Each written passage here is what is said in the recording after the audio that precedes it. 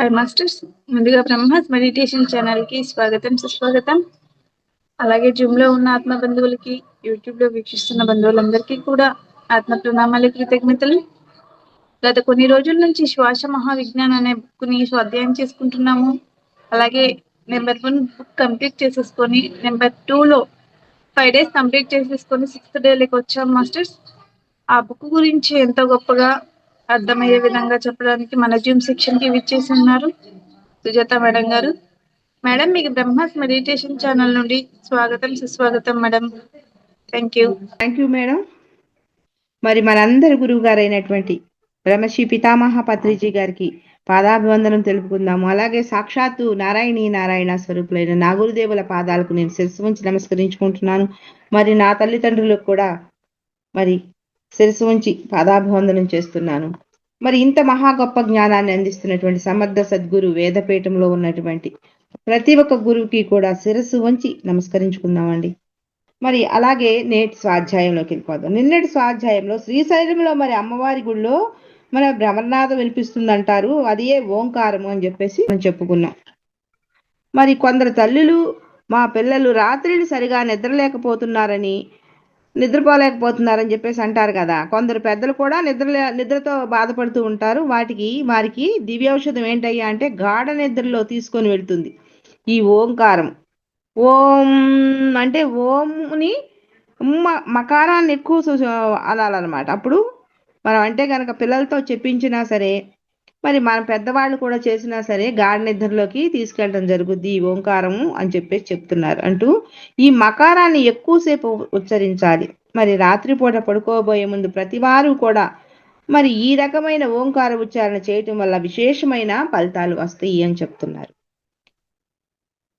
మరి గీతలో మరి గీతాచార్యులు వారి 8వ అధ్యాయము 5వ శ్లోకములో అంతకాలేచ మామేమ మరి స్మరణుత్వ కళేబరం యహ ప్రయాతి సా మద్భావం యాతి నాస్తత్రయ సంశయ అని చెప్పేసి చెప్పడం జరిగింది. అంత్యకాలం మంది ఎవరైతే నన్ను స్మరిస్తారో మరి శరీరమునకు వదులుచున్నారో వారు నన్నే చేరుదురు.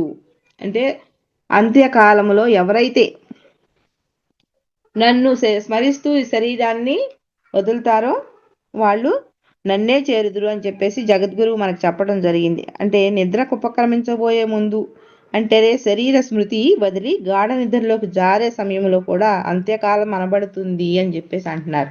అంటే ప్రతిరోజు మనం పడుకోబోయే ముందు కూడా అంత్యకాలమే అని చెప్పేసి చెప్తున్నారు. మరి గీతాచార్యుడు ఈ అంత్యకాలం గురించే ప్రస్తావించాడు. ఎప్పుడో వచ్చే అంత్యకాలం గురించి కాదంట ఆయన చెప్పింది. ఇప్పుడు ప్రతిరోజు వచ్చే ఈ అంత్యకాలం గురించే ఆయన చెప్పారు అని చెప్పేసి చెప్తున్నారు. మనం ఒక విషయం గ్రహించాలి. ఏంటంటే గీతలో మొదటి 6 అధ్యాయాలు స్థూల జగత్తు గురించి చెప్పారంట. మరి రెండవ 6 అధ్యాయాలు మానసిక లేక సూక్ష్మ జగత్తు గురించి చెప్పారంట. మరి చివరి 6 అధ్యాయాలు కారణ జగత్తు గురించి సూచించిన రహస్యాలు ఉన్నాయంట. మరి ఈ 9వ అధ్యాయానికి రాజవిద్య రాజగుహ్యయోగం అని చెప్పారు.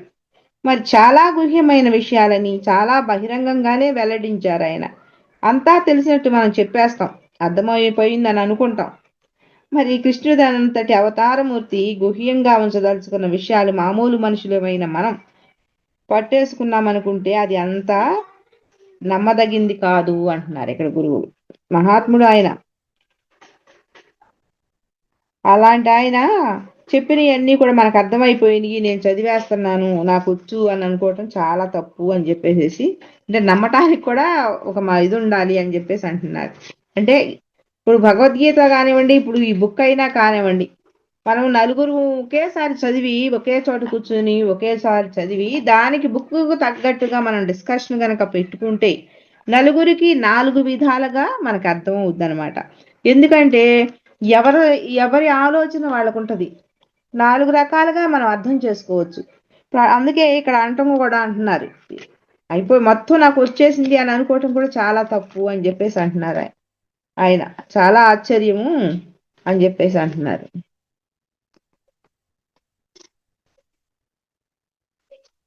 మరి రాజవిద్య రాజగుహ్యలోని అతి రహస్యాతి రహస్యాలను మరి పాత్రతను బట్టి అర్థం చేసుకోగలుగుతారు.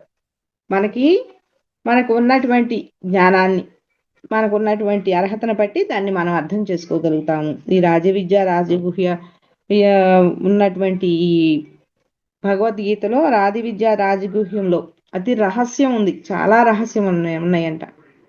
మనకి పత్రిజీ గారు ఎంతో స్పష్టంగా దాన్ని మరి ఆ భగవద్గీతని ఎంతో మరి మనకి ఇన్ని అక్కర్లేదు, నేర్చుకోగలిగితే మీరు కొంచెమైనా చాలు అని ఒక 108 పద్యాలు మనకి అందించడం జరిగింది. అద్భుతంగా ఆయన మనకి చాలా అరటిపండు ఒలిసి పెట్టినట్టుగా, అవునా ఇంత అర్థం ఉందా అన్నట్టుగా చక్కగా ఆయన పెట్టడం జరిగింది.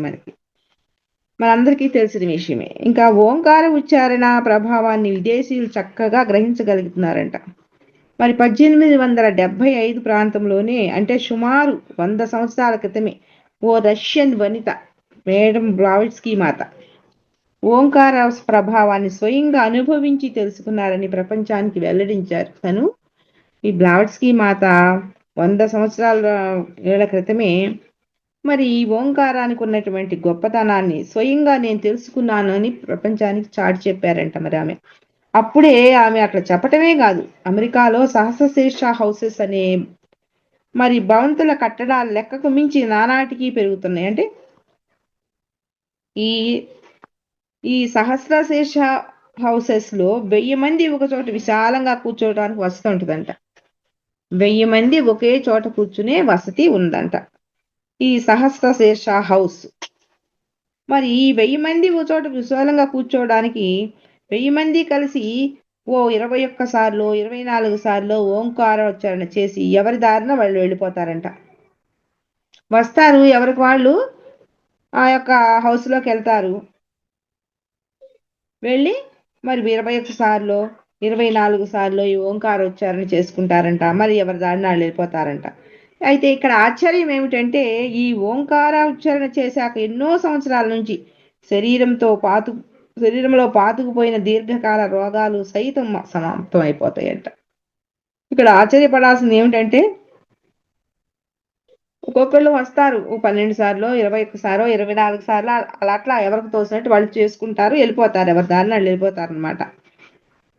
మరి ఇక్కడికి వచ్చినాక విషయం ఏంటి అంటే, దీంట్లోకి వచ్చి ఉచ్చారణ చేసినాక ఎన్నో సంవత్సరాల నుంచి ఉన్న మనలో అనారోగ్యాలు కానివ్వండి అలాంటివన్నీ కూడా మరి మాయమైపోతున్నాయి అని చెప్పి చెప్తున్నారు. దీర్ఘ రోగాలతో బాధపడుతున్న రోగి తాలూకు వ్యక్తులు రోగాలను ప్రత్యేక వాహనంపై ఆ సహస్రశీర్ష హౌస్ దగ్గరకు దింపి వెళ్ళిపోతారంట.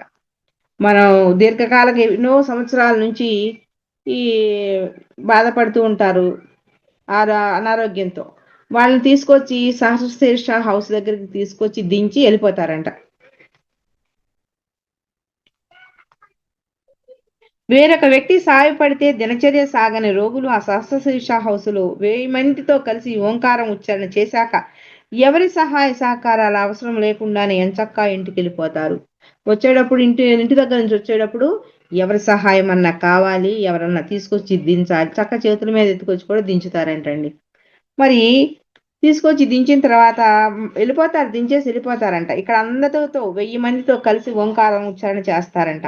మరి వెళ్ళేటప్పుడు ఎవరి సహకారాలు అంటే అంత అద్భుతంగా తగ్గిపోతాయి అన్నమాట. ఎవరి సహాయం లేకోకుండానే వాళ్ళంతటి వాళ్ళే నడుచుకుంటూ వెళ్ళిపోతారంట ఇంటికి. మరి వేదభూమి మనది, మరి సంస్కృత భాష మనది, మనకు ఓంకారాన్ని ఎలా ఉచ్చరించాలో తెలుసు. మరి విదేశీయుల విషయానికి వస్తే అసలు వారిలో సంస్కృత భాష అనేది ఒకటి ఉంటుందని వారికి తెలిసిన వారు ఎందరున్నారు? మాకు ఈ యొక్క భాష ఉంది అని తెలిసిన వాళ్ళు ఎంతమంది ఉన్నారు? ఈ సంస్కృత భాష తెలుసు అని అన్న వాళ్ళు ఎక్కువ మంది లేరు వాళ్ళలో.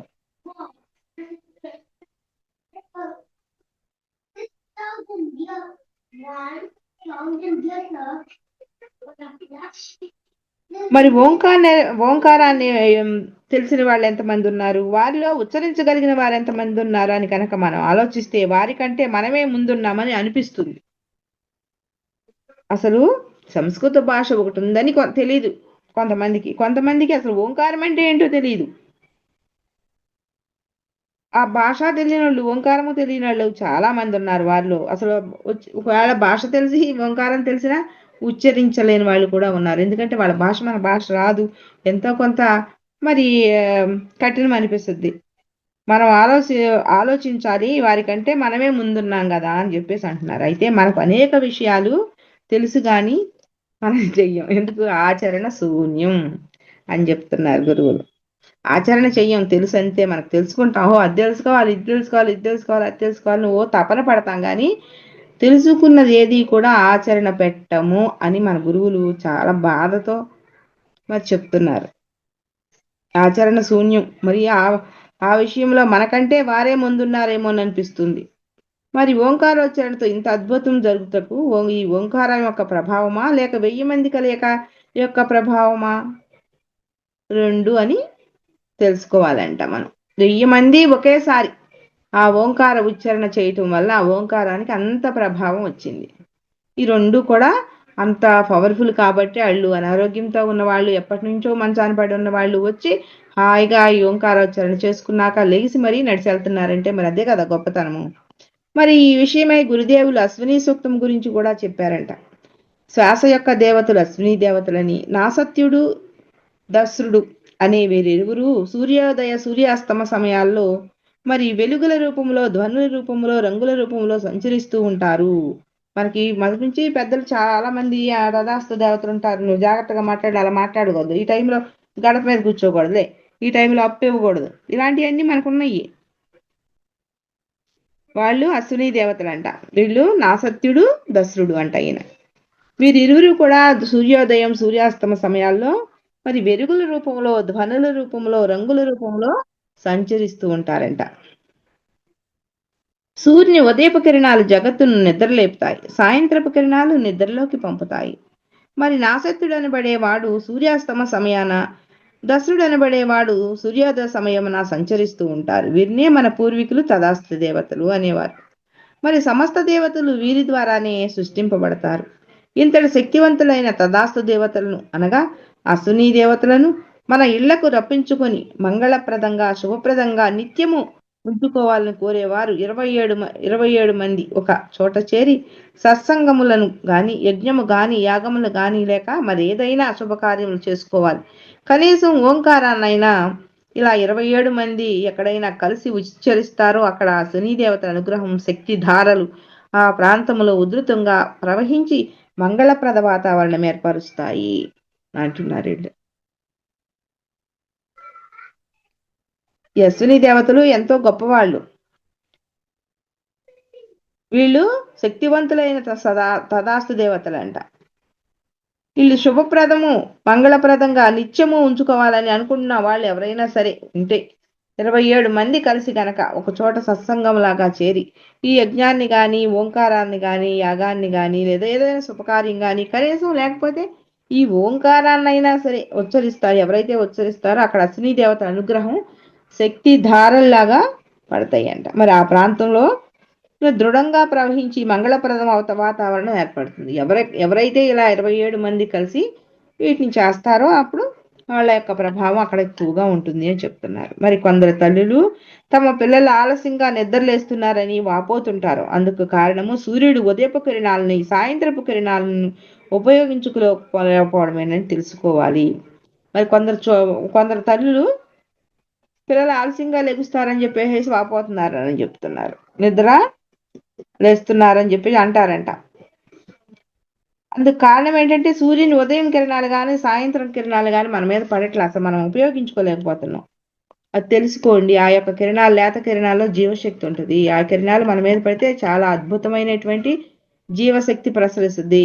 ఎండలోకి వెళ్ళి ఆ టైంలో కూర్చోగలిగినా ఓకే, లేచి మన పనులు మనం చేసుకుంటున్నా కూడా ప్రాణవాయువు గాలిలో అద్భుతంగా ఉంటుంది ఆ సమయంలో. మరి అశ్విని సూక్త పారాయణంతో ఆశ్చర్యకర ఫలితాలను మరి పొందవచ్చును. దేవతలు కూడా వైద్యులు ఈ అశ్విని దేవతలే. దేవతలకే వైద్యులు అంటండి అశ్విని దేవతలు.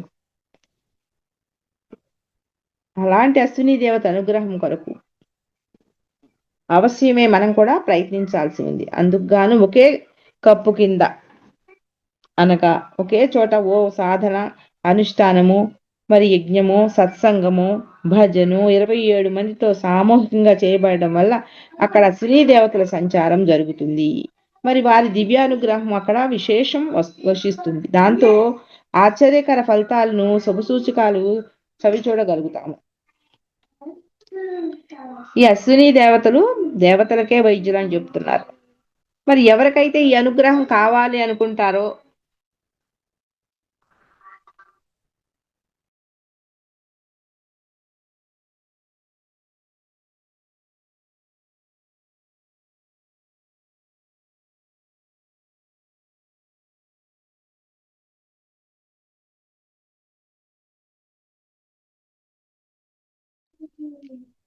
ఇరవై 27 మంది కలిసి సత్సంగం లాగా మనం గనక చేసుకుంటే ఇప్పుడు అందుకనే ఇప్పుడు ఈ సమర్థ సద్గురు వేదపీఠం వాళ్ళు కూడా మరి ఇట్లా మనం జూమ్ క్లాసులు ఎలా అయితే పెట్టుకుంటున్నామో వాళ్ళు కూడా జూమ్ క్లాసులు పెట్టి ఈ పూజలు అవి అందరి ఇళ్లలో కూడా ఈ యొక్క అంటే ఎంతో నెగిటివ్తో కూడుకుపోయి ఉంటాయి మన మన ఇళ్లలో.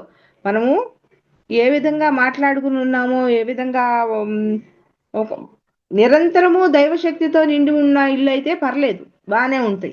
ఒక్కొక్కప్పుడు మనము సరికాని మాటలు ఎన్నో మాట్లాడి సరికాని ఆలోచనలు చేసేసి మన బుర్ర పాడు చేసుకోవటమే కాదు, మన ఇంట్లో ఉన్న స్పేస్ అంతా కూడా ఈ పొల్యూషన్కి ఏర్పడిపోయింది. అందుకనే సగం మన పెద్దలు పూర్వీకులు మొదటి నుంచి కూడా ఇలాంటి దేవతల యొక్క మంత్రాలు వాక్యాలు వలన ఇల్లంతా కూడా వైబ్రేషన్ అద్భుతంగా తయారవుతుందనే సగం ఈ పూజలు మంత్రాలు ఇలాంటివన్నీ పెట్టడానికి కూడా కారణం అదే. మరి ఇట్లా ఎవరైతే 27 మంది కలిసి సామూహికంగా కూర్చోలేకపోయాడు కనీసం ఫోనుల్లోనైనా ఒక చోట చేరి చక్కగా ఒక టైం చూసుకుని అశ్విని సూక్తాన్ని గనక 27 మంది పారాయణ చేసుకుంటే అద్భుతమైన ఫలితాలు జరుగుతాయంట. మరి ఎవరైనా ఉంటే గనక చక్కగా మరి ఈ తెనాలి వేదపీఠం వారికి తెలియజేస్తే చక్కగా 27 మంది కాదండి, ఇంకా ఎంతమంది ఉన్నా సరే సామూహికంగా మరి మహాలక్ష్మి సాధన అని ఇలాంటివి ఏమైనా వాళ్ళు చేపించడానికి రెడీగా ఉన్నారు. మనం మారటమే కావాల్సింది. మన వల్ల వాళ్ళకి ఏమీ అక్కర్లేదండి, గురువులకి ఏమీ అక్కర్లా. మన వల్ల టైం పంచువాలిటీ, మనం కరెక్ట్గా టైంకి హాజరయ్యి వాళ్ళు చెప్పినట్టు మనం చేసుకుంటామే, వాళ్ళకి అది ఒక్కటేనండి మనం ఇచ్చే గురుదక్షిణ. ఇంకా ఏమీ ఇవ్వక్కర్లేదు, మనతో కూడా ఖర్చు కూడా ఏం పెట్టించట్లా వాళ్ళేమి. చక్కగా టైంకి అందరూ గుమికూడండి ఒకసాట, ఒకే సమయాన్ని పెట్టండి. ఆ సమయానికి మేము వచ్చి చెప్తాం, వెళ్ళిపోతాం. ఒక గంట లేదా ఇట్లాంటి చిన్న అశ్విని సూక్త పారాయణం ఎంత ఉంటుంది, దాదాపు 5 నిమిషాలు కూడా ఉండదు. మామూలు ఎవరి కాళ్ళు ఒకసారి చదువుకుంటే 3 నిమిషాలు 4 సెకండ్లు ఉంటుంది. బాగా ఇలా సామూహికంగా చేసుకున్నాం అనుకోండి, బాగా పడితే ఒక 5 నిమిషాలు పడుతుంది, ఏమంటే అంతకన్నా ఎక్కువ పట్టదు. కాబట్టి శ్రద్ధతో మన యొక్క చుట్టూ ఉన్న వైబ్రేషన్ని, మన ఇంట్లో ఉన్న పొల్యూషన్ని ముందు మనం పోగొట్టుకోవచ్చు. అదనమాట చెప్పేది. మరి వారి దివ్య అనుగ్రహం అక్కడ విశేషంగా సంచరిస్తుంది, వర్షిస్తుంది. మరి దాంతో ఆశ్చర్యకర ఫలితాలను శుభసూచకాలను సవిచూడగలుగుతాము. మరియు సూర్యోదయ సూర్యాస్తమ సమయాలలో ప్రతిరోజు క్రమం తప్పకుండా ఇంట్లో చిన్న రాగి ప్లేట్లో చిన్న ఆవు పేడ పిడక ముక్క నుంచి చిన్న కర్పూరం బిళ్ళను దానిపై పెట్టి మరి వెలిగించి అగ్ని ప్రజ్వలనం చేసి అగ్నిలో ఆవునేతితో తడిపిన 5 బియ్యపు గింజలు 2 సార్లు ఆహుతులుగా వేయాలి. మరి ఉదయము సూర్యోదయ సమయానికి తూర్పు ముఖంగా కూర్చుని 5 బియ్యపు గింజలు తీసుకొని ఓం సూర్యాయ స్వాహ ఇదం సూర్యాయ ఇదం మమ అంటూ అగ్నిలో వేయాలి. మరలా 5 గింజలు తీసుకుని ఓం ప్రజావతయే స్వాహ ఇదం ప్రజావతయే ఇదం మమ అంటూ అగ్నిలో వేయాలి. అదే మాదిరి సూర్యాస్తమ సమయాన అనగా సాయంకాలం కూడా పడమర వైపు తిరిగి కూర్చుని 2 ఆహుతులు అర్పించాలి. మొదటిసారి ఓం అగ్నేయ స్వాహ ఇదం ఆగ్నేయ ఇదం నమమ అంటూ బియ్యపు గింజలు అగ్నిలో వేయాలి. రెండవసారి ఓం ప్రజావతయే స్వాహ ఇదం ప్రజావతయే ఇదం మమ నమమ అంటూ వేయాలి. ఈ ఆహుతులు సరిగ్గా సూర్యోదయ సూర్యాస్తమ సమయాలను పాటిస్తూ చేయాలి. మరి పంచాంగంలో ఈ సమయం తెలుపబడి ఉంటుంది, దాన్ని బట్టి సమయాన్ని పాటించాలి. మరి చిన్న రాగి పాత్ర లేక మట్టిదైనా సరే అందులో చిన్న కర్పూరం బిళ్ళ, దానిపై చిన్న ఆవు పేడతో వేసిన పిడక మొక్క, ఒక బొట్టు ఆవు నెయ్యి, 10 బియ్యపు గింజలు వెచ్చించాల్సినవి అంతే. ఎవరికైనా ఖర్చు పరంగా చూస్తే భరించలేనంత భారం అయితే కాదు. మరి కేవలం మన శ్రద్ధను అనుసరించి ప్రతి వారు కూడా ఆచరింపటానికి అనువుగా ఉంది. మరి ఈ విషయంపై చికాగోలో 110 అంతస్తుల భవనంలో విశేష ప్రయోగాలు జరుపుతూ ఆశ్చర్యకరమైన ఫలితాలను వెల్లడిస్తున్నారు. చూడండి, సూర్యోదయ సమయాల్లో క్రమం తప్పకుండా మనం ఈ గనక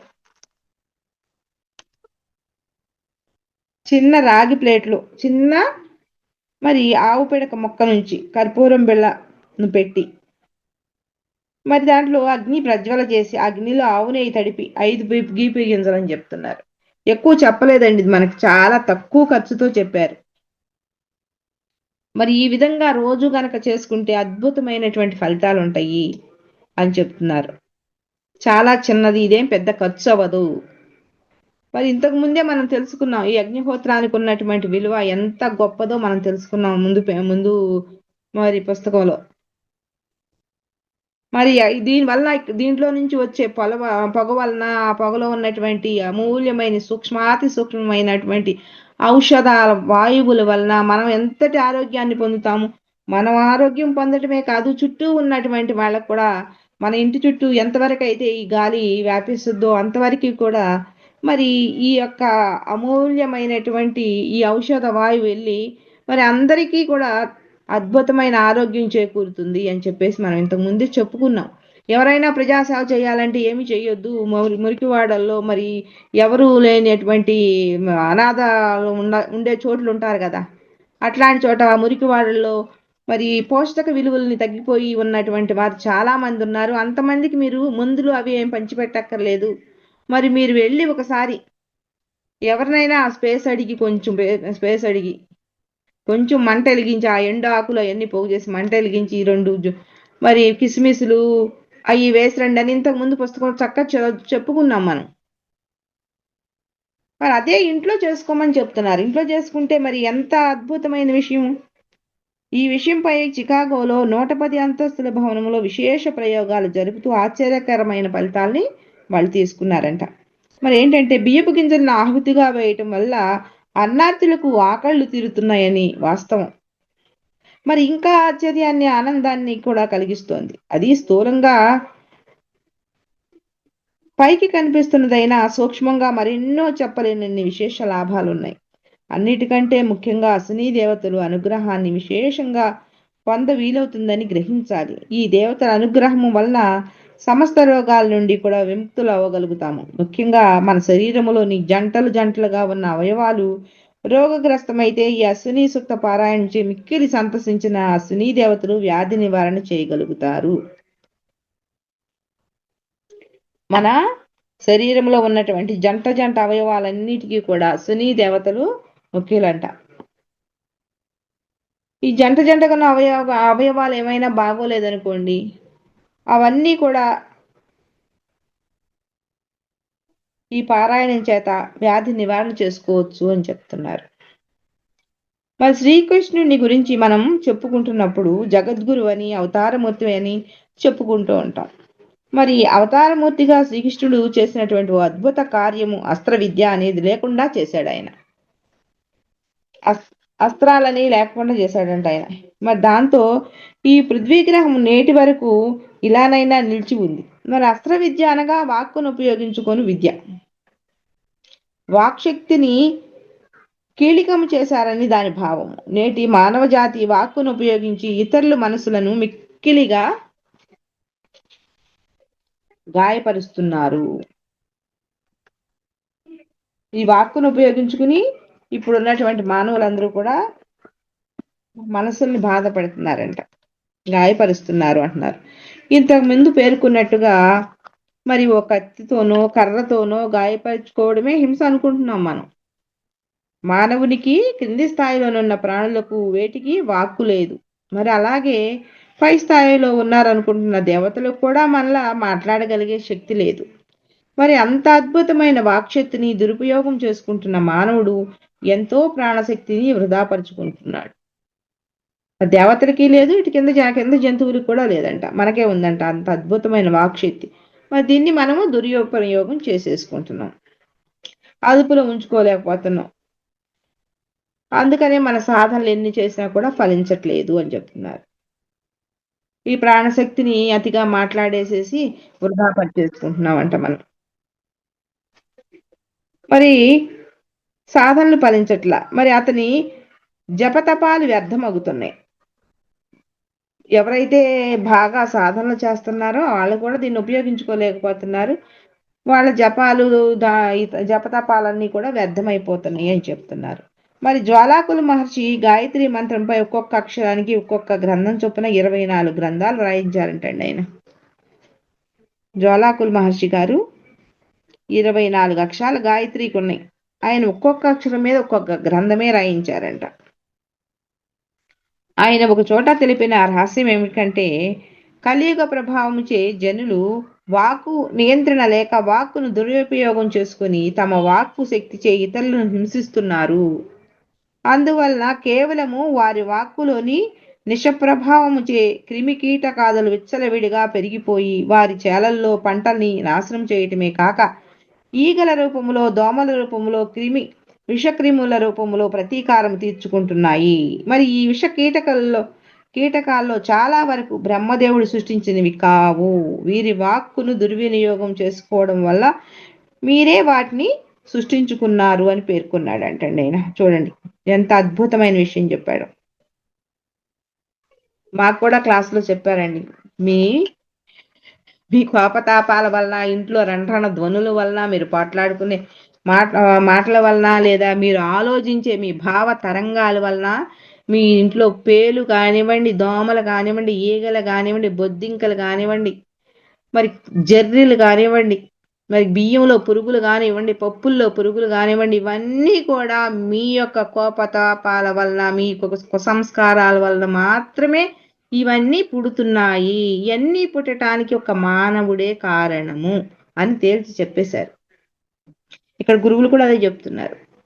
నాకు ఆనందయోగంలో కూడా గురువులు అదే చెప్పారు. పతంజలి మహర్షి కూడా చెప్పారంట అదే. చూడండి మనం ఎట్లాంటి వాటికి జన్మనిస్తున్నామో చూడండి. మరి మనం బ్రహ్మదేవుడు సృష్టించలాటిని ఈ విషకీటకాలలో చాలా వరకు బ్రహ్మదేవుడు సృష్టించలా. మీరే మీ వాక్కుని దుర్వినియోగం చేసుకోవడం వల్ల మీరే వాటిని సృష్టించుకుంటున్నారు అని మల్లగుద్ది చెప్తున్నారు. మరి ఇక శ్రీకృష్ణుని జగద్గురువు అని ఎందుకన్నారంటే, మహాభారత కాలంలో ఈ అస్త్ర విద్య బాగా ప్రాదుర్భావం చెందినప్పుడు ఆ అస్త్ర విద్యలో ఆరితేరిన నిపుణులందరినీ ఒక చోటకి చేర్చి కేవలం 18 రోజుల్లో వాళ్ళందరినీ కూడా హతం చేశాడు. ఈ అస్త్ర విద్య వచ్చిన వాళ్ళందరినీ కూడా ఈ 18 రోజుల్లో ఆయన హతం చేసేశాడు. మరి అస్త్ర విద్య అనేది లేకుండా చేసేశాడు. మరి అలాంటి అస్త్ర విద్యనే కనుక నాడు ఆ అవతార పురుషుడు కీలితం చేసి ఉండకపోయినట్లయితే మహావినాశనము జరిగి ఉండేది. ఆయనప్పుడు గనక నివారించకపోతే చాలా వినాశనం జరిగి ఉండేదంట. మరి శ్రీకృష్ణ నిర్యాణం తర్వాత అంతఃపుర రాణులను ద్వారక నుంచి హస్తినాపురానికి తీసుకువెళ్తున్నప్పుడు కొందరు దారి కాచి వారిని అర్జుని ముందే పూర్తిగా దోచుకున్నారంట, అంతఃపుర రాణుల్ని.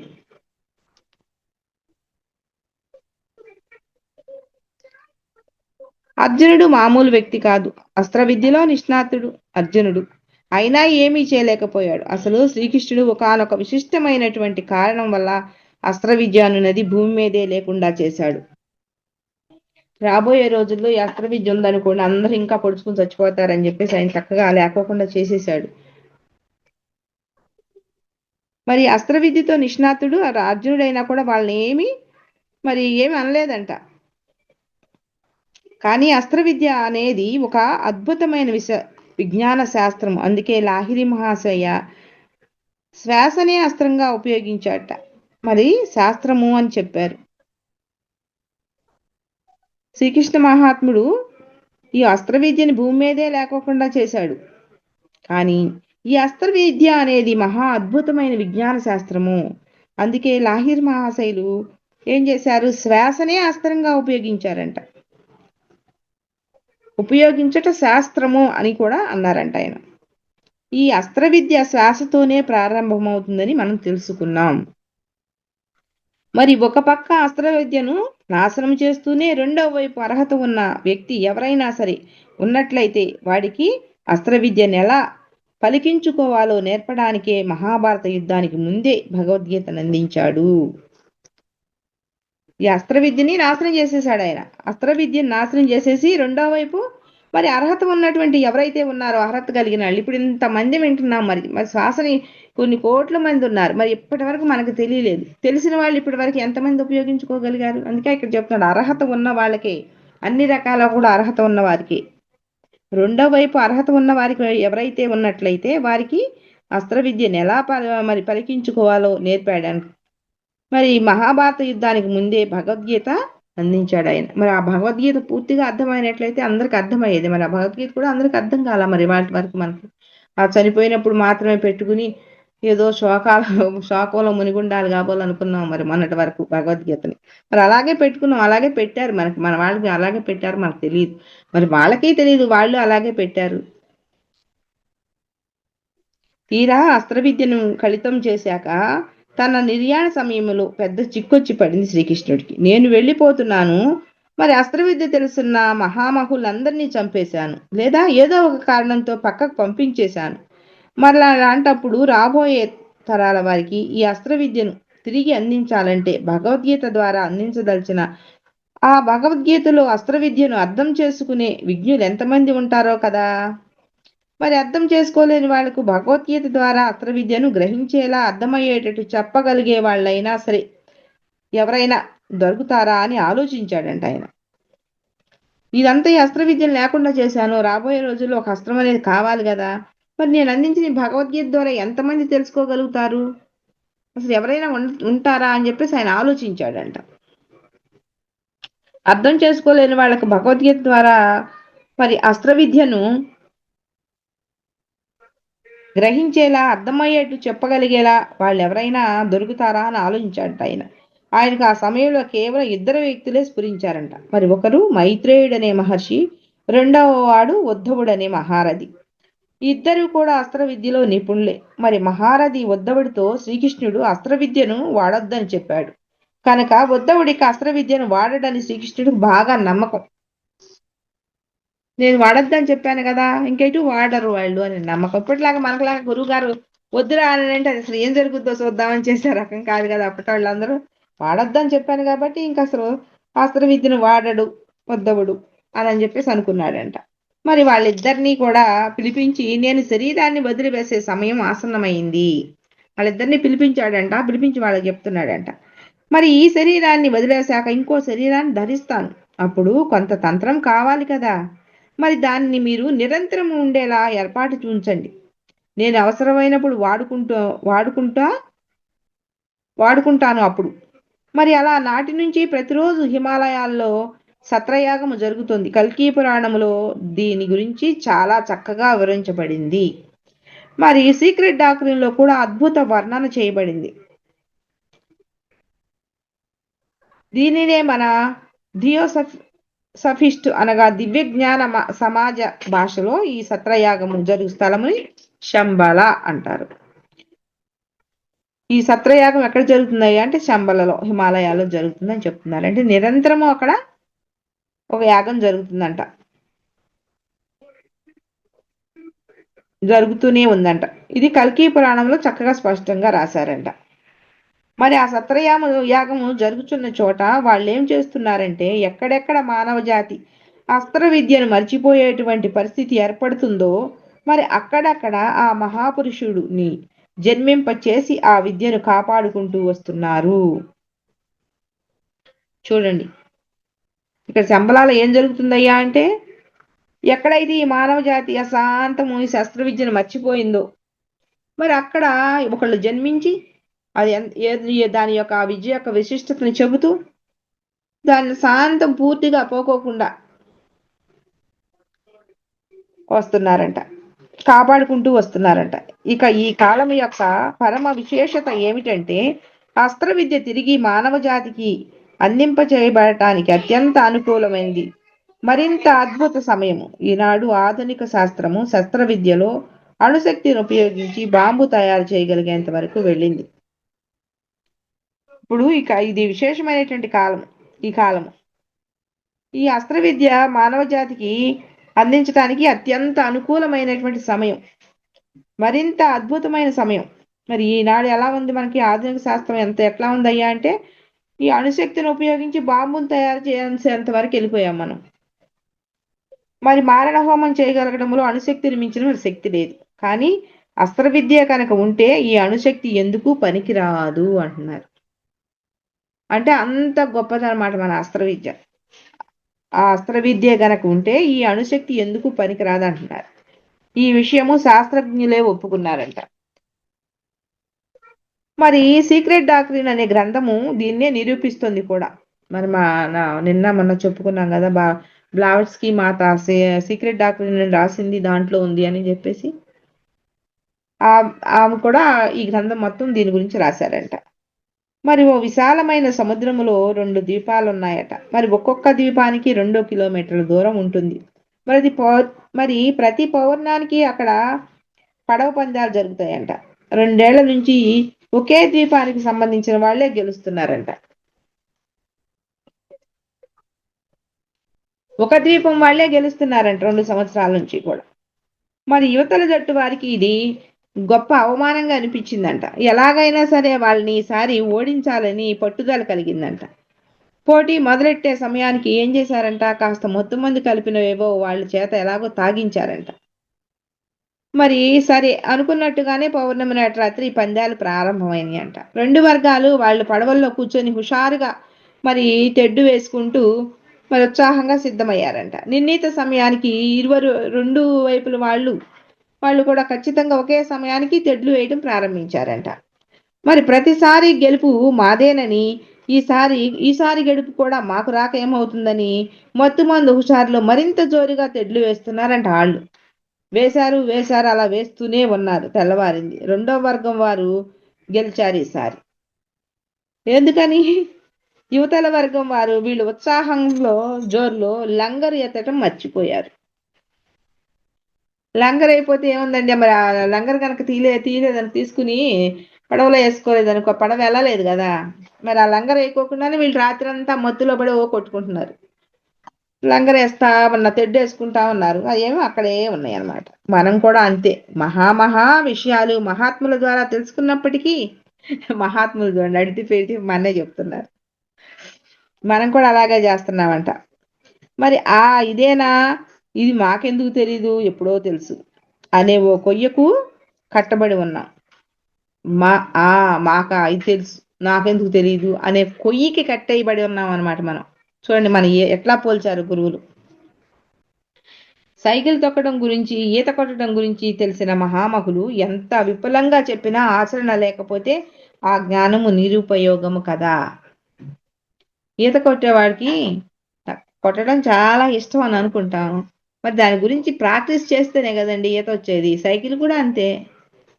ఇంక లేకపోతే ఎన్నిసార్లు చెప్పుకున్నా దాని గురించి జ్ఞానం అయితే తెలుసుద్ది, కానీ ఈత కొట్టలేము, సైకిల్ తొక్కలేము.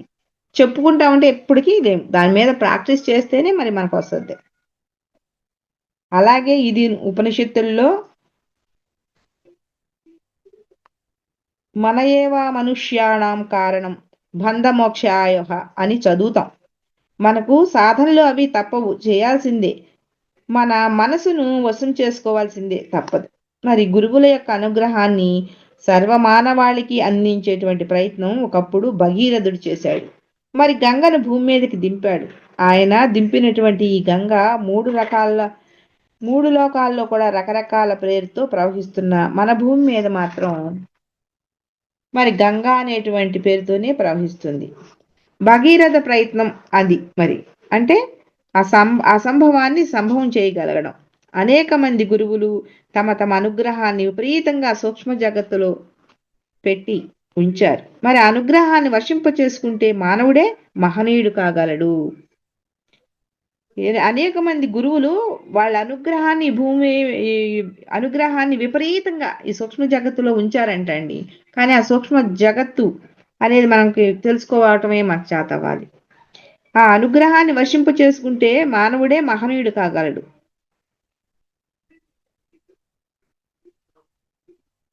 నేను ఇవ్వదలుచుకుంది మీరు అడగటం లేదు అని వెంకయ్య స్వామి కూడా అన్నారంట. పుట్టపర్తి బాబా, ఇన్ని కోట్ల మందిలో 12 మందే నన్ను అడిగారు, మరి మిగతా వారి మాట ఏంటి? ఆ 12 మంది నారాయణ గుహలో నేటికి నేను ఇచ్చిన అక్షయ పాత్ర దగ్గర ఉంచుకొని విశేష సాధనలు చేస్తున్నారు. నేను ఇంతవరకు మీకు ఇవ్వదలుచుకున్నది మీరు పుచ్చుకోవడం లేదు. ఏం చేస్తాను? ఇక పిల్లలకే చెప్పుకుంటాను. మరి వారికైనా అందచేస్తానంటూ వ్యధ చెందారంట ఆయన బాబావారు, పుట్టపర్తి సాయిబాబా. నేను ఇవ్వాలనుకున్నది మీరు అడగట్లేదు అని అడిగాడంట ఆయన, అనుకున్నాడంట. మరి పరమ పూజ్య గురుదేవులు పండిత శ్రీరామ శర్మ ఆచార్యులు వారు కూడా ఇదే ఆవేదనకు లోనయ్యారు. మరి 1985వ సంవత్సరంలో ఓసారి ఇలా అన్నారంట, ఇంకో 3 సంవత్సరాల్లో నేను శరీరం వదిలేస్తాను. ఈ పరివారాన్ని ఓసారి చూసొచ్చాను. మరి చిరిగిపోయిన గొంగళిలా ఉంది. చాలా బాధ కలిగింది. అయినా నాకు పనికొచ్చే మొక్క ఏదైనా దొరుకుతుందా అని వెతుకుతున్నాను అన్నారంట ఆయన. చూడండి వాళ్ళు ఎంత గొప్పగా మాట్లాడతారు. ఈ పరివారాలందరినీ నేను చూసొచ్చాను. చిరిగిపోయిన గొంగళిలా ఉంది అది. చాలా బాధ కలిగింది నాకు. అయినా నాకు పనికొచ్చే మొక్క ఏదైనా దొరుకుతుందా అని వెతుకుతున్నాను అని చెప్పేసి అంటున్నారు. మరి ప్రతి గురువుకి నచ్చినటువంటి ఆవేదనని నేను చెబుతున్నది మీరు వినటం లేదు. ఆ ప్రతి గురువు కూడా వాళ్ళ ఆవేదన ఏంటంటే, నేను చెబుతున్నా మీరు వినట్లేదు. ఇదే ఆవేదన అండి వాళ్ళకి. మరి ప్రతి అసాధారణ కృత్యము బాధతో కూడుకున్నది. మరి కావడం ప్రకృతి సహజమేమో. ఎందుకు పనికిరానటువంటి వాటికి సాహసాలు చేస్తూ ఉంటాం, సాధనలు చేస్తూ ఉంటాం. క్రికెట్ మ్యాచ్ స్కోర్లు గురించి పరిచయాలు లేకపోయినా అవతల వాడిని గెలిపిస్తూ ఉంటాం. మరి ఆధ్యాత్మిక విషయాల గురించి మనకు తెలిసిన సత్యాలు, మనం విన్న విషయాలు నలుగురితో చెప్పుకోవడానికి నామోషి అనుకుంటాం. ఆకలేస్తుంది తింటున్నాం, మరి దోమలు కుడుతున్నాయి టాటాయిస్ వెలిగించుకుంటున్నాం, నిద్ర వచ్చింది నిద్రపోయాం, మెలకువ వచ్చింది లేచాం. ఇలా కాకుండా మన మానసిక దృక్పథంలో మార్పు రావాలి. మన శరీరంపై ఎన్నో బ్యాక్టీరియాలు ఉన్నాయి. కంటికి కనిపించనంత చిన్నవి. 98.4 డిగ్రీలు వేడి ఈ శరీరం నుంచి వస్తుంటే ఎక్కడో పెద్ద సూర్యుడున్నాడు అనుకుంటాయి అవి. మరి మన శరీరం మీద ఉన్న బ్యాక్టీరియాలు. మరి అలాంటి శరీరధారి ఓ పిహెచ్డి పట్టా పుచ్చుకున్నాడు అనుకుందాం. మరి అతను శరీరంపై ఉన్న బ్యాక్టీరియాలకి ఏం తెలుసు? అతను పిహెచ్డి పట్టా అందుకున్నాడని తెలియదు. ఎందుకని? అది అతి చిన్నది కావటం వల్ల. మరి దాని పరిధి అంతవరకే అవడం వల్ల. ఖచ్చితంగా అలాగే మనం కూడా ఈ పృథ్వీ మీద నివసిస్తున్న బ్యాక్టీరియాలమే అని అంటున్నారు ఆయన.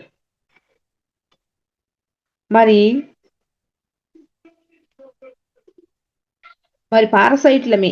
గడిచిన ఏడాది ఈ పృథ్వీగ్రహము స్వయంగా ఓ విశేష దీక్ష తీసుకోవటం జరిగిందంటండి. గడిచిన ఏడాదిలో పృథ్వీగ్రహం స్వయంగా ఒక దీక్ష తీసుకోవటం జరిగిందంట. ఈనాటి వరకు ఏ యుగంలో కానీ ఏ కాలంలో కానీ భూమి మీదకి రానటువంటి ఓ విచిత్రమైన దివ్యశక్తి ఇటీవల ఓ శివరాత్రి పర్వదినాన భూమి మీదకు అవతరించింది. ఆ శక్తి పేరు జగజ్జనని మహాయోగీశ్వరీదేవి. ఇదో మహా అద్భుతము, పరమాద్భుతము. సకల సమర్థ సద్గురువులందరూ కూడా వారి వారి జీవిత కాలంలో వారు చూపిన అనేక చమత్కారాలకు కారణభూతురాలు ఈమె. అంతేకాక అవతారమూర్తి శ్రీకృష్ణ పరమాత్మ ప్రదర్శించిన అనేక లీలలకు ఈ మహాయోగేశ్వరీ దేవియే కారణం. మరి కృష్ణుని కూడా వెనక ఉండి రక్షించింది ఈమె, నడిపించింది ఈ మహాశక్తి ఏనని గ్రహించాలి. ఈమె భూమి మీదకి ఉద్భవించిందని చెప్తున్నారు. ఈమె పేరే జగజ్జనని మహాయోగేశ్వరీ దేవి అని చెప్తున్నారు. ఈమె ఎందుకు వచ్చిందయ్యా అంటే, సకల సమర్థ సద్గురువులు అందరూ కూడా ఈ కాలంలో మన ఎన్నో మరి వాళ్ళు ఎన్నో చేశారు, యాగాలని పూజలని ఎన్నో చేశారు కాబట్టి, ఎన్నో చమత్కారాలు చేశారు. ఆ కారణం వల్ల నుంచి ఈమె ఇక్కడికి రావడం జరిగింది. మరి అంతేకాదు, ఈ అవతారమూర్తి ఏంటి, శ్రీకృష్ణ పరమాత్మకి ప్రదర్శనలు ఆయన ఎన్నో లీలలు చూపించారు కదా, అన్ని లీలలు కూడా చూపించడానికి ఈమె కారణమంట. ఈ అవతారమూర్తి అని అంటున్నారు. ఈ మహా యోగీశ్వరి దేవియే కారణము. శ్రీకృష్ణుని కూడా వెనకాల నుండి రక్షించింది కూడా ఈమె, నడిపించింది కూడా ఈ మహాశక్తి అని మనం గ్రహించాలి అంటున్నారు. మరి అంతరిక్షంలో నిలబడి ఆయన కార్యక్రమాల విజయవంతం గావించింది కూడా ఈమెను. శ్రీకృష్ణ పరమాత్మ యొక్క ప్రతి పని వెనుక ఈ జగజ్జనని ఉంది అని చెప్తున్నారు. మరి ఈ జగజ్జనని శ్రీ మహాయోగేశ్వరి దేవి 7 ముఖాలతో 14 చేతులతో పృథ్వీయే వాహనంగా కలిగిన ఈ విచిత్ర శక్తి ఆమె. చూడండి, 7 ముఖాలతో 14 చేతులతో ఉంటుందంటే ఈమె. విచిత్రమైన శక్తి అంట ఈమె. మరి ఈ జగజ్జనని ఈ మహాయోగేశ్వరి దేవి మనకు మనకున్నటువంటి స్థూల సూక్ష్మ కారణ తురీయ స్థితులే కాక ఆ పైన మరో 3 చైతన్య స్థితులను ఈ శక్తి అందించనున్నది. మరి ఈ వింత శక్తి భూమిపై అవతరింప చేయడానికి సకల సమర్థ సద్గురువులంతా కూడా ప్రయత్నిస్తున్నారు. మరి అనేక మంది గురువుల యొక్క సమిష్టి శక్తియే మరి జగద్గురు సత్తా. ఒకళ్ళదే అయితే కాదు కదండి, గురువులందరిదే సత్తా అంతా కూడా. మరి షోడశ కళా పరిపూర్ణుడైన శ్రీకృష్ణుని అవతారంలో ఈ సమస్త ప్రకృతిని అన్ని తలాల్లోనూ సృజించే యోగమాయా శక్తి అంతరిక్షంలో నిలిచి ఆ జగద్గురుని అనేక కార్యక్రమాలకు విజయవంతం చేసింది. మరి ఈ యోగమాయా శక్తియే మాస్టర్ సివివి గారికి నమస్కారం పెట్టి ఊరుకోమన్నారు. మేడం బ్లావట్స్కి గుప్త విద్య ద్వారా తెలిపారు. లహరి మహాశయులు క్రియాయోగ దీక్షను అందించిన శారదామాతతో కలిసి రామకృష్ణ పరమహంస సకల దేవతా శక్తులను మరి తిరిగి ప్రాణప్రతిష్ఠ చేసిన అరవిందులు మాతా మిర్రా యొక్క సహకారంతో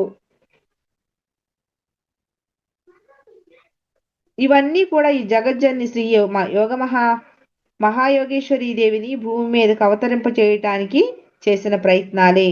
శ్రీ దయానంద సరస్వతి శ్రీ శ్రీ రామశర్మ ఆచార్యుల యొక్క కృషియే కాక కొన్ని వేల సంవత్సరాల నుండి దేశ విదేశాల్లో ఇలాంటి మహానీయులు అనేక మంది ప్రయత్నించి కూడా ఈ జగజ్జనని శ్రీ మహాయోగేశ్వరీ దేవిని భూమి మీద అవతరింప చేయటం కోసమే. అట్టి శ్రీ జగజ్జనని శ్రీ మహాయోగేశ్వరీ దేవి ఏకైక అఖండ గురుసత్తా యుగ్మము చిట్ట చివరి ద్వంద్వము తదుపరి అద్వైత సిద్ధియే. దయానంద సరస్వతి వారి గురువులు మరి విరజానంద సరస్వతి వారు శ్రీ జగజ్జనని మహాయోగేశ్వరీ దేవిని కిందికి దించడానికి ప్రయత్నం చేశారు. మరి చిట్ట చివరి అంకంగా ఆ నూతన శక్తి ఆవిర్భావము శ్రీ మారెళ్ల రామకృష్ణ గారి దివ్య ప్రేరణతో వారి సాధన ఫలితంగా ఆవిర్భవించటం ఆంధ్రుల సుకృతమేమో అనిపించింది. అంటే ఈ మారెళ్ల రామకృష్ణ గారు ఆయన దివ్య ప్రేమతో ఆయన ఉండగా అది ఫలించింది అనమాట.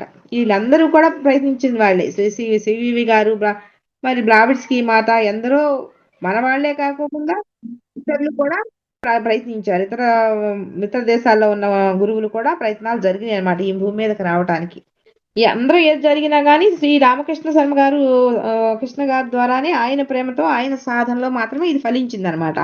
అప్పటి నుంచి జరుగుతూ వస్తుంది కాబట్టి అప్పుడు జరిగిందనమాట. పరమ పూజ్య గురుదేవులు పండిత శ్రీరామచర్మ ఆచార్యులు ఓ అద్భుత తాళం చెవిని దీనితో సృష్టిలో ఏ అద్భుత శక్తితోనైనా మీరు సంబంధం పెట్టుకోవచ్చు, అదే గాయత్రి అన్నారు.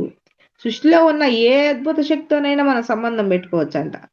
అదేంటయ్యా అంటే గాయత్రితో. గాయత్రి మంత్రం సహాయంతో సమస్త శక్తుల ఆవిర్భావం జరుగుతుంది. ఈ గాయత్రి మాత శక్తి అంత గొప్పదనమాట. గాయత్రి మంత్ర సహాయంతో సమస్త శక్తుల ఆవిర్భావం జరుగుతుంది. మరి సరిగ్గా దయానంద సరస్వతి వారు కూడా ఈ విషయాన్ని చెప్తూ పంచవీరభద్ర సాధన చేయబూనారు. సహించలేని కొందరు మానవులు వారికి విషమిచ్చి చంపేశారు. ఏమో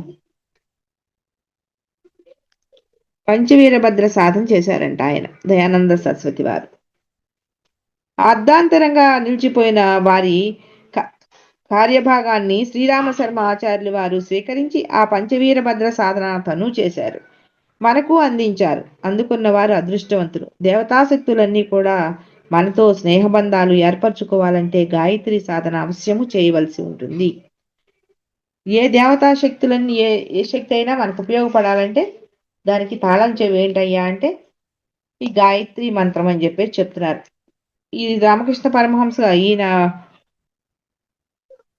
ఈ శ్రీరామ శర్మ ఆచార్యులు వారు మనకు అందించినట్టు ఆ గాయత్రి మంత్రము అంత గొప్పదనమాట.